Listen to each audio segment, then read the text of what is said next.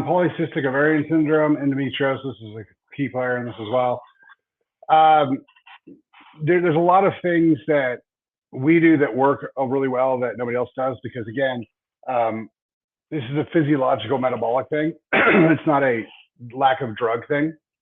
And there's a lot of hormones involved. And medical science does not do very well with hormones to begin with. So one of the things you have to manage on this one, the nice thing is that most of these women, their testosterone levels are a little bit higher, so you don't have to move them that much. But you still have to, a lot of these women don't have the higher testosterone, so you have to put it back where it's supposed to be. But one of the most important things you have to recognize is that myo-inositol is a critical addition that we have to add. So what happens in the chemistry of the uterus and the ovaries and the whole deal is the level of myo-inositol to d-inositol is supposed to be basically 100 to 1, 100 myo to 1 d. And what ends up happening because of, chemical toxicity, lack of nutritional function, stress, and just the hormonal imbalance that all those things put together, the body is closer to 1 to 1 on the myo to the d. So what you have to do is you have to increase supplementally the myo just so that you can get it kind of pushed back up. So myo-inositol is a big player.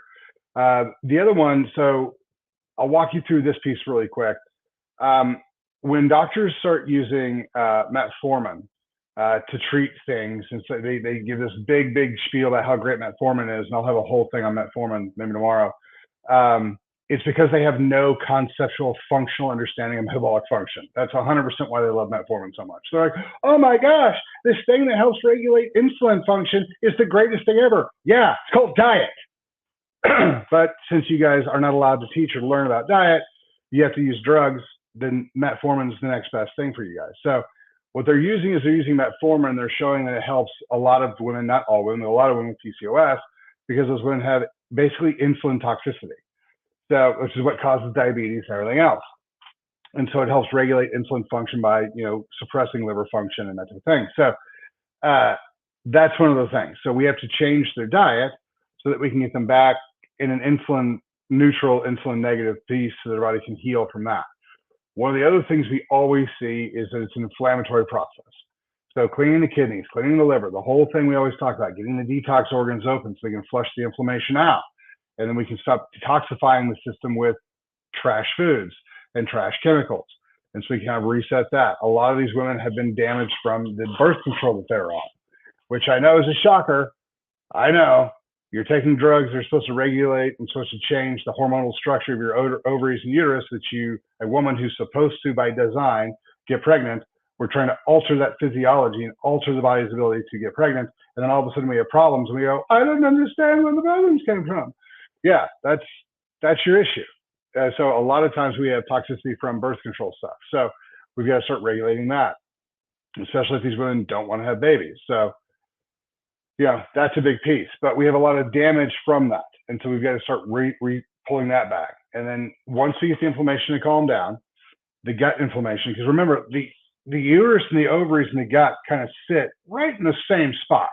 But the gut is really inflamed, kicking out inflammation, kicking out nasty chemicals. It's going to sit, the uterus and the ovaries are going to basically sit in a pool of acidity, toxicity, low oxygen environment. So that's where, again, what gives rise to cancer? Hormonal imbalance, high acidity, low oxygenation. Yeah, the body doesn't like that. Just because you don't have cancer doesn't mean that you're not going to have some other form of dysfunction. So, we've got to start cleaning up the acidity. We've got to increase the oxygenation. We've got to start resetting the body. A lot of these things we start talking about it, and people are like, that sounds very similar to this other thing you've got to fix over here. Yeah, that's because that's how the body works. Good chemicals in, bad chemicals out. It depends on where your issue is. It's going to present there. So this comes back to the whole, my analogy of the pond. You got this pond full of water, all sorts of stuff, sticks, stakes, fence posts, bicycles, all sorts of stuff at the bottom of the pond. You can't see it because the water level is so high. As the water level starts to drop, this is your overall health, as the water level starts to drop, whatever is the biggest thing that's under the water that you don't see, the bicycle, the fence post, whatever, that's the first thing that gets exposed. So it might not be cancer in your position. It might be PCOS. It might be lung issues. It might be whatever. But that's, ADD or POTS or whatever, autoimmune diseases like Graves' disease. These are the things. So as we start to see these things, we have to start, okay, what chemicals does this body part require? Why are we not getting them? What massive negative pieces do we get from these chemicals? How do we remove them? That's kind of how this whole process works. So PCOS, the specific ones we got to work on are insulin toxicity, myo-inositol versus d-inositol ratios. There's a lot of, oftentimes we'll use bioflavonoids to help restore like ultrapollen and things like that, to help restore just general health. And then there's some things we can do hormonally. So we will pull blood on these guys. We will check out, FSH, LH, progesterone, testosterone, estrogen, insulin, thyroid. We'll pull all those things to make sure that we have those back together. But that's typically where we start, and then there'll be little tweaks as we go. But that's typically the biggest thing. So, it's easy for me to tell you, hey, jump on Pillars of Wellness, grab some myo-inositol, take 1 in the morning, 1 at night. If that helps a little, but not a lot, take 2 in the morning, 2 at night. And if that helps a lot, but not all the way, then great, stick with the myo-inositol and then go find the other things. The problem is that it's real hard for me to turn you over to a medical doctor and be like, go have them pull your hormones and have them treat your hormones, because most of them don't know what they're doing with hormones. And they're going to lie to you and tell you that, well, here's the thing.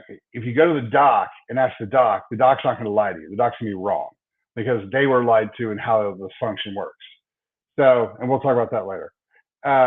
Let's do that one tomorrow. Because the docs aren't lying to you, they're wrong. And so when they tell you that you don't need to do your hormones and hormones don't control everything and that sort of thing, they're not lying to you, they're just wrong. But we've got to make sure that we pull those hormones, we regulate those hormones properly. Because one, we have to, in a lot of these women, so there's 2 different groups of women. Women who are looking to have babies, like they're 16 and they're going to have babies sooner or later, 16 to 30. And you have your 30 and over where they've already had their kids, they're not going to have kids, and they're looking at hysterectomies and things like that. So the ones who are looking to get pregnant in the future, we've got to do different things with. So you've got to regulate progesterone really well, because progesterone is actually the hormone that controls blood flow and blood vessels in the uterus. So the reason why you have blood, the uterus puffs up with blood and then gets all healthy, and then at the end of the month cycles out and flushes out all that endometrial tissue, that's more of a progesterone thing. Estrogen helps balance it, but it's more of a progesterone thing. Estrogen kind of helps get everything kind of ready to go, and then the other hormones hit it. So FSH, the follicle stimulating hormone, is the one that helps produce and push for eggs. Luteinizing hormone kind of helps maintain that function, especially after the egg's been fertilized. And so, and then we have the HCG that kind of makes that whole thing function. So, we've got to kind of regulate all of those things and kind of make sure they're where they're supposed to be. But what you have to understand is that when an organ is inflamed, when an organ has the wrong chemistry in it, it starts producing things improperly. Same thing with this is why cholesterol plaques, when we have oxidative stress. When these tissues start to get damaged, that's when we start having weird things come off the sides. That's when we have, instead of 1 or 2 cysts that don't hurt, we have 7 or 8 that do. Because that's typically what happens when we have eggs get ready to mature, is they kind of come up in a cyst, they open, and that's how it comes out. So these things shouldn't be creating pain, but they do, because again, it's inflamed. So kind of like the gut, where you eat a food and it tears you up, and you're like, I don't understand. I've always eaten this food and it's never bothered me. Well, as your gut gets more and more inflamed, it's kind of like my t-shirt example. The same thing works in the ovaries, works in the gut. You go to the beach, you have a t-shirt, favorite t-shirt you've ever had. Looks good on you, super comfy. You love this shirt, but you go to the beach, you go to the lake, you take your shirt off, you get a sunburn. You come home, you put that same shirt back on, but now that shirt hurts. Why? That shirt hasn't changed. Well, your skin's inflamed from the sunburn. That's why. So if your gut gets inflamed, you eat this food. It never used to bother you, but now it does. Why? What happened to the food? What's wrong with the food? Nothing's wrong with the food. Your gut's inflamed, and so it changed the way your body perceives that chemical. Same thing happens in the ovaries and uterus. So when these natural things happen, because it's inflamed, because of these natural nasty chemicals or the oxygen environment or whatever, this thing that normally wouldn't cause a problem now does. And so what ends up happening is we look at what's going on and we go, well, it has to have a problem because of what's going on at the site. No, it has a problem going on at the site because of the environment that it's in. So if we can decrease the inflammation, we can decrease the negative chemicals. And every time somebody says inflammation, understand that means there's bad chemicals there. There's chemicals that are not supposed to be there that are there, and or there's a lack of nutrition. There's a lack of chemicals that are supposed to be there. So inflammation is having too many bad chemicals and not enough good chemicals. So it's the opposite of health, right? So I keep telling you, good chemicals in, bad chemicals out is what health is. And inflammation is bad chemicals there, not enough good chemicals. So that's what's going on. And so if we can start to change that chemical function, get the inflammatory chemicals out, the bad chemicals out, get the good chemicals in, like myo-inositol over the anastrozole, these type of things will start to really, really help. One of the bad chemicals in a lot of women, not all women, but a lot of women, is the birth control. I keep seeing women come in here and they're like, well, I'm on all this birth control, or I'm on the Nuva ring, or I'm on this, or I'm on that, whatever the birth control is. And they're like, it's gotten a lot worse in the past couple of months. Well, when did you change over to this new birth control? About 8 to 10 months ago. How long has it been bad? About 3 or 4 months. See the correlation? So a lot of times we have to start working on birth control as well. So keep that in mind as you're going through this. If you guys have any questions about PCOS or you guys need any help, first thing, jump on pillarsofwellness.com, grab some myo-inositol. Like I said, take 1 in the morning, 1 at night for a couple of days, see if that helps. If it does, but not all the way, go to 2 in the morning, 2 at night. And then the only other thing I can tell you is that, because I don't have a whole lot of people I can refer this out to, call the office and we can get some blood work going and see if we guys can help you out a little bit more there. But this is a bigger issue than just what's going on at the ovaries and uterus. Like I said, the gut that's around it is creating a lot of inflammation as well. So we're going to have to work on the gut too. So it's going to be a gut, kidneys, liver, ovaries, uterus thing. So it's going to be a little bit longer protocol, but we've helped lots and lots of women.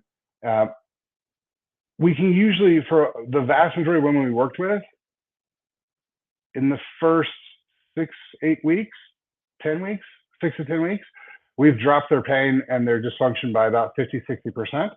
And then there's about 60% of those, we've dropped it down another 30 or 40%. So in the course of treatment, the vast majority of people get 50 to 60% better, and about 40, 50% of them get about 90% better. So that's kind of where we are with that one. So if you guys want some extra help with it, give us a call and we'll help you out. But that's the way we treat it, is by, again, bad chemicals out, good chemicals in. So if you guys have any other questions, hit us up. Thanks for your time.